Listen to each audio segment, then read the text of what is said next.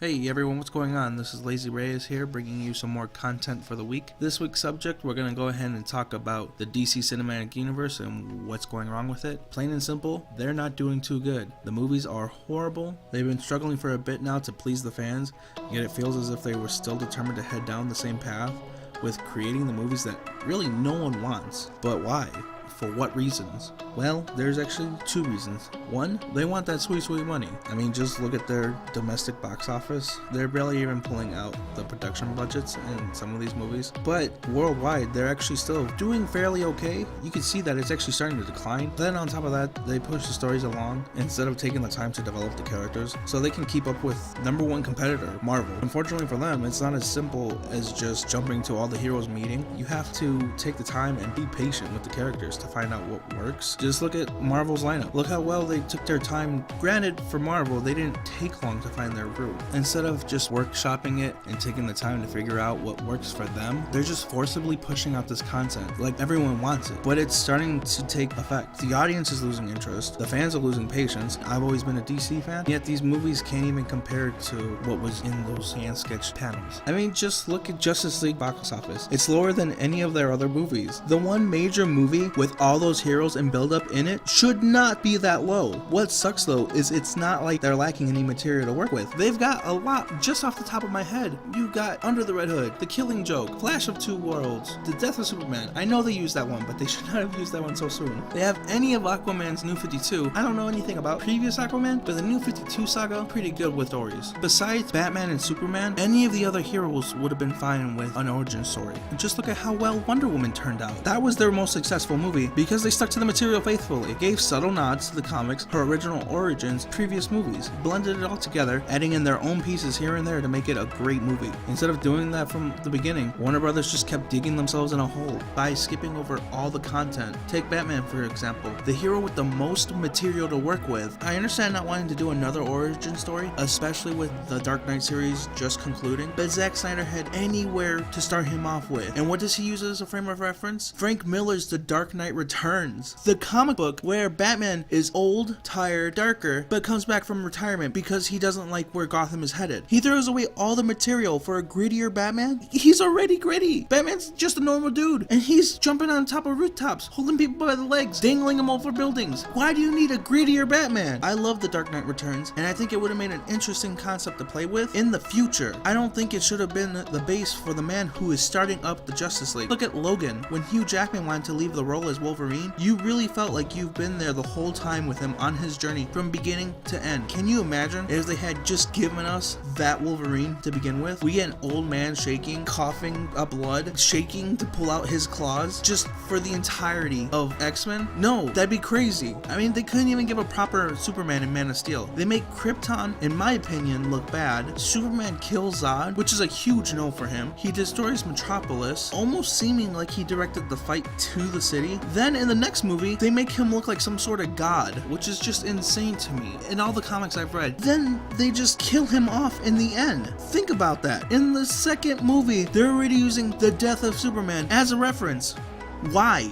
Warner Brothers backed themselves into this corner with their storytelling that they have no choice but to use the Flash in his first movie using Flashpoint. For those of you who don't know, Flashpoint is just a Flash comic where he messes up the time to save his mom. He ultimately just ends up shuffling the entire DC universe. It was kind of a way for the writers to play around and create new content with everyone and clean up some of the issues in the canon. That's what they were using. There is actually a way, however, for Warner Brothers to recover from the issues, and to be honest, it might have looked like they figured it out, but it's not going to be an easy road. First things first, they need to take their time. They were rushing too much and it was messing up a lot of the character development and the story itself. Go ahead and release more movies like Wonder Woman. No one's going to mind. You know, where you can see the hero, what they have to offer, and why you care about them. Second, and this might sound harsh, but get rid of the people who have negatively affected this universe and who aren't prepared to commit to the work ahead of them. Take Zack Snyder, for example. It was leaked that Warner Brothers fired him after the first test screenings of Justice League didn't do so well. That's actually why why Joss Whedon stepped in to do the reshoots. While I'm sorry for Snyder, seriously guys, it couldn't have come at a worse time. No one should have to deal with the loss of a daughter and losing their job at the same time. I understand, I'm sympathetic towards the man, I really am. But in my opinion, Warner Brothers made the right call letting him go. He just was not doing the content any justice. It was even stated in interviews that he didn't care for regular superhero stories. He always preferred the darker stories like Watchmen, hence The Dark Knight and Superman killing Zod. Why are you even going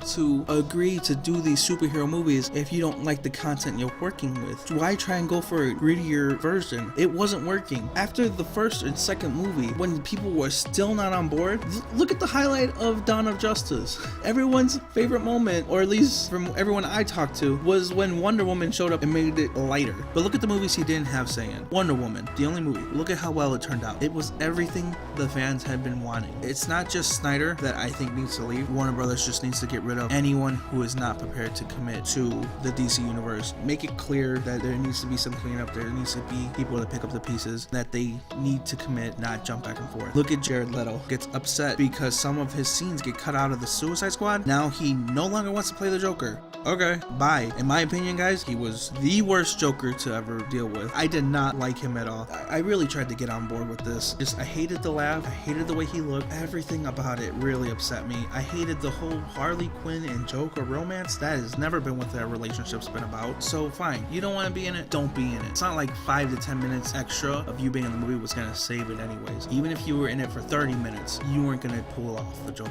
Another example, Ben Affleck. He was a pretty good Batman in Batman vs Superman, and I wouldn't mind seeing him in the future movies, but guys, it feels like every time I turn around, there's a new article popping up. Ben Affleck leaving DC Universe. Ben staying. No wait, never mind. The list just in. Ben Affleck is directing, starring, producing, and building the Batmobile for upcoming Bat movie.